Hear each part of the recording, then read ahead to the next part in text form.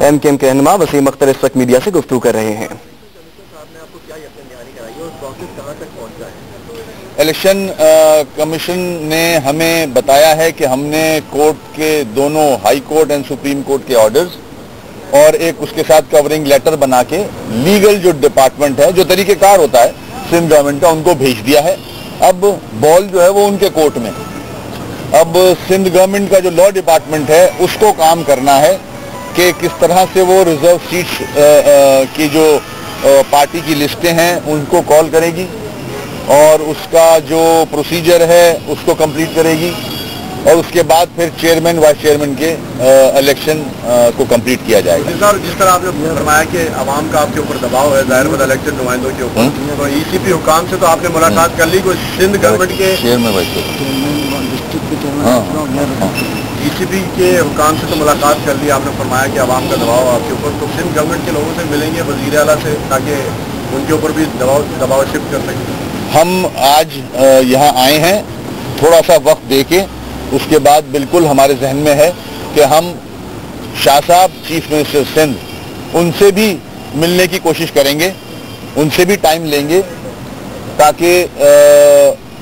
Chief executive of Sindh اپنے لا department کو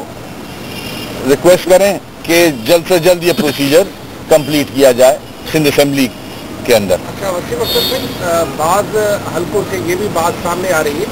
کہ آپ کی میئر شپ کو خطرہ ہو سکتا ہے کہ کچھ لوگ آپ کے کاؤنسلروں کی وفاداری تبدیل کرانے کے حوالے سے اہم دعوے بھی کر رہے ہیں، تو کیا ڈیلے کا ایک سبب یہ بھی ہو سکتا ہے کہ جب تک آپ کے کاؤنسلروں کی وفاداری تبدیلی کا عمل مکمل نہ ہو جائے؟ دیکھیں، سپریم کورٹ نے ٹائم فریم دے دیا ہے نا، اس ٹائم فریم کے اندر کمپلیٹ کرنا ہے،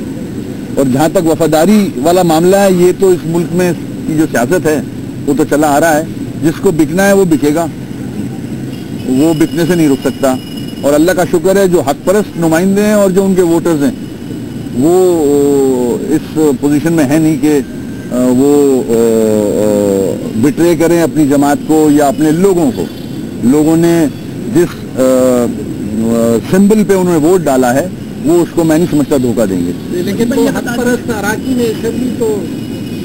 آپ نے خود دیکھا، وہ بھی حق پرستی تھے جنہوں نے حق پرستی کے نام پر ووٹ۔ میں عوام کی بات کر رہا ہوں، عوام نے ووٹ حق پرست کینڈیڈیٹ کو ہی ڈالا ہے ہمیشہ،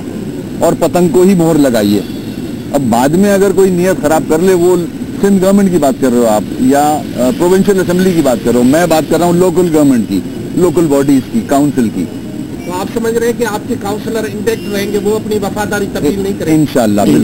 انشاءاللہ۔ یہ بتائی دیے گا ہیٹ اسٹروک کے حوالے سے جو ہے وہ الرٹ جاری کر دیا گیا ہے، کل سے 3 دن کراچی شہر کے لیے گرمی کی شدت میں اضافہ ہوگا۔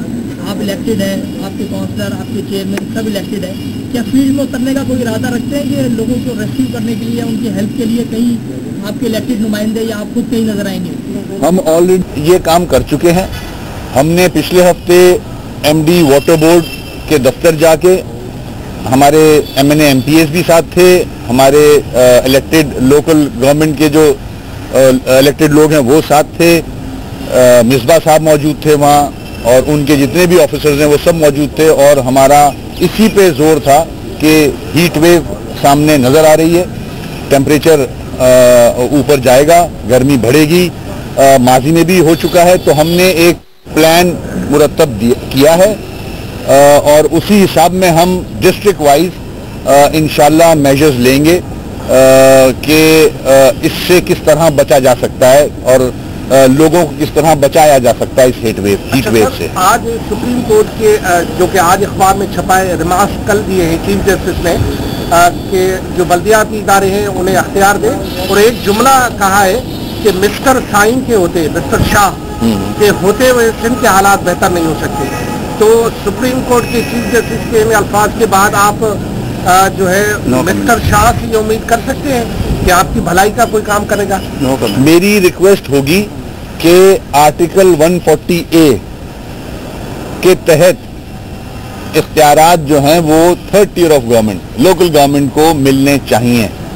جو کہ بہت ضروری ہیں۔ ضروری صرف لوکل گورنمنٹ کے لیے نہیں، پروونشل گورنمنٹ کے لیے بھی بہتری ہے اس میں، سینٹرل جو سینٹر کی اسمبلی ہے، فیڈرل گورنمنٹ ہے، اس کے لیے بھی بہتری ہے۔ کیونکہ جب آپ پاورز ڈیوالو کرو گے نیچے دو گے تو کراچی یا دوسرے شہر ڈیولپ کریں گے, اور جب شہر ڈیولپ کریں گے تو کراچی کے نامزد میئر ایم کیو ایم کے رہنما وسیم اختر کراچی میں الیکشن کمیشن کے دفتر کے باہر میڈیا سے بات کر رہے تھے.